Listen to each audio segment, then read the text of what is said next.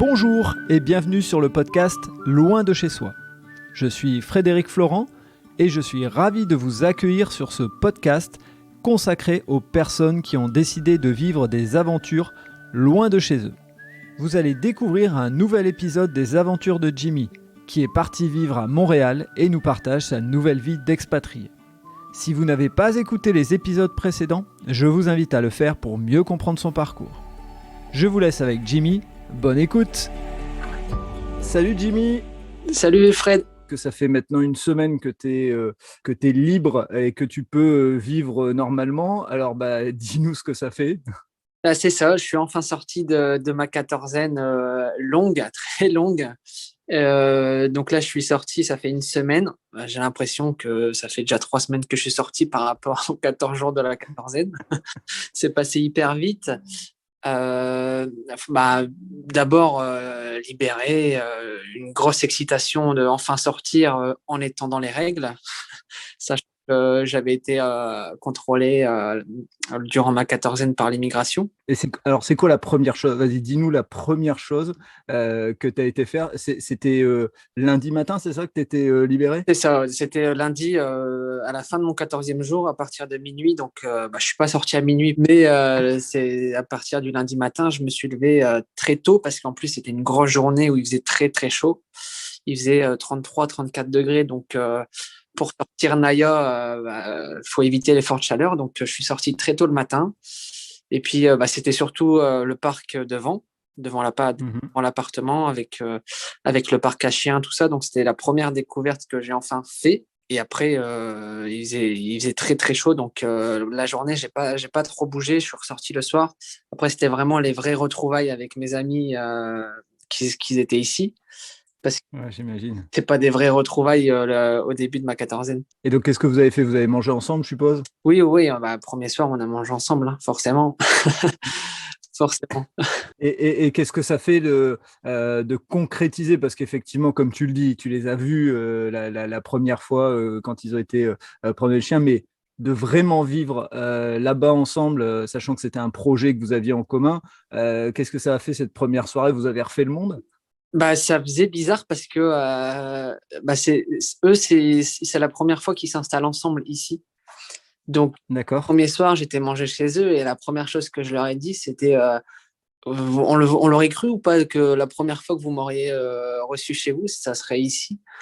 Et on a débattu un peu là-dessus. Et c'est vrai qu'on se retrouve à 5000 km pour que vous m'accueilliez chez vous, quoi. Et donc, cette semaine, raconte-nous un peu de quoi elle a été rythmée, qu'est-ce que tu as fait, tu as découvert un peu les alentours, fais-nous un petit peu rêver. Alors, j'ai beaucoup de balades, pas mal de kilomètres déjà sur une semaine. Je crois que je devais être à une 50aine de kilomètres à pied sur la journée, Pas mal. pour la semaine. Il y a vraiment pas mal de parcs en plein milieu de la ville. Il y en a surtout un qui m'a marqué, c'était le parc Mont-Royal, où vraiment, en quelques mètres, on passe de la ville à l'impression d'être en montagne, coupé de la ville complètement, coupé des bruits de la circulation, tout ça. Et donc, c'est un petit mont, un parc avec une petite montagne en plein milieu de Montréal. Et à la fin de la balade, on est en hauteur, on arrive sur un belvédère avec une vue magnifique sur le centre-ville de Montréal. Donc, c'est vraiment ce parc-là qui m'a marqué. C'était vraiment un joli parc. Après, beaucoup de parcs, comme je dis, en plein milieu de la ville. Et c'est marrant parce que c'est vraiment à l'américaine. Il y a beaucoup d'événements. Comme les personnes ici n'ont pas forcément de jardin, Ouais. et ils font beaucoup de baby shower, d'anniversaires, même de mariage dans les parcs. Et il y en a vraiment beaucoup. Donc ça m'a marqué. C'était assez bizarre de voir ça, parce que c'est pas en France qu'on voit ça. Mais non, c'était vraiment pas mal. Et au niveau de l'organisation quotidienne, puisque maintenant tu n'es plus dans un schéma où tu te fais livrer tes courses, etc., explique-nous un petit peu quelles sont les petites découvertes et les petites habitudes que tu as commencé à apprendre. Ah oui, c'est ça. C'est plus de livraison. Du coup, on va faire nos courses nous-mêmes. Mhm. Là, on se rend compte que c'est pas les mêmes produits qu'en France. Si on veut un morceau de fromage, ça coûte très cher, très cher. Donc, j'ai acheté un petit morceau de brie cette semaine à 7,50 la petite portion qui fait à peu près 5 euros. C'est énorme. Donc, ça va être des petits plaisirs, je pense, ces choses-là. Les choses qu'on a l'habitude d'acheter en France, ça va être des petits plaisirs. Et non, c'était surtout faire les courses nous-mêmes et puis découvrir aussi l'intérieur des magasins qui sont, c'est complètement différent. C'est pas pareil. C'est pas agencé de la même façon. C'est pas les mêmes produits. Donc, un peu perdu les premières fois quand on va dans un magasin. Qu'est-ce qui t'a marqué dans les produits différents pour les gens qui n'ont peut-être jamais été aux États-Unis, qui nous écoutent, ou jamais été au Canada? C'est quoi les deux, trois trucs qui ont pu te marquer? Alors, même si tu as si t'as déjà voyagé aux États-Unis, juste le rappeler pour les gens. Ce qui m'a marqué, c'est que c'est beaucoup de gros volumes. C'est vraiment à l'américaine ou si tu veux acheter un pot de maillot, admettons, ça va être des pots de 1 kilo. Et les pots, des petites portions, ça va coûter hyper cher par rapport aux gros pots, mais je suis tout seul, donc acheter un gros pot, c'est compliqué. Non, c'est ça qui m'a marqué. Et puis ouais, c'est vraiment tout ce qui va être pas cher, ça va être les pains hot dog, les qu'est-ce qui est pas cher aussi, tout ce qui va être boisson. Les boissons, c'est pas très cher non plus. Mais non, ce qui m'a marqué, c'était surtout le fromage qui est très cher, la viande aussi qui est très chère. C'est... Mais sinon, ouais, c'est ça qui m'a marqué surtout. Et alors, pareil, c'est ce qui m'avait marqué moi lors de mes voyages aux États-Unis, mais fruits et légumes, tu as ce qu'il faut en choix et en termes de prix, parce que c'est un truc peut-être aussi que les auditeurs ne connaissent pas. Il y a ce qu'il faut. Franchement, il y a un peu tout. Enfin, on peut retrouver tous les légumes qu'on a en France, hein, mais après, c'est pareil, ça reste un peu plus cher. Après, c'est parce que c'est aussi le début et j'ai tendance à faire la conversion avec l'euro, mais c'est peut-être pas la bonne chose à faire. Je pense que c'est un truc que je ne ferai plus par la suite, mais ça me paraîtra normal, je pense, par la suite. Ouais, c'est le démarrage, ça me paraît normal. Beaucoup de comparaisons avec la France, donc c'est pour ça. Mais ici, ils n'ont pas l'air de s'en plaindre, donc c'est que ça doit être habituel. Et puis après, le coût de la vie fait en fonction aussi du salaire que les Canadiens touchent. Donc c'est une chose qui sera prise par la suite. Ok, et sur cette semaine, parce que c'est aussi ce qui peut intéresser certains des auditeurs, est-ce que tu as eu des formalités administratives d'expatriés à gérer avant d'aller commencer le travail? Ah oui, c'est ça. J'ai dû d'abord. Alors pendant ma quatorzaine, j'avais eu un rendez-vous visio avec la banque pour Mhm. de compte canadien pour recevoir mes salaires et pour les dépenses. Donc ça, j'avais un visio. J'ai dû aller signer les papiers en réel. J'avais rendez-vous le lundi quand je suis sorti de quatorzaine, le lundi après-midi, pour récupérer du coup mes cartes bancaires et mes identifiants pour la banque.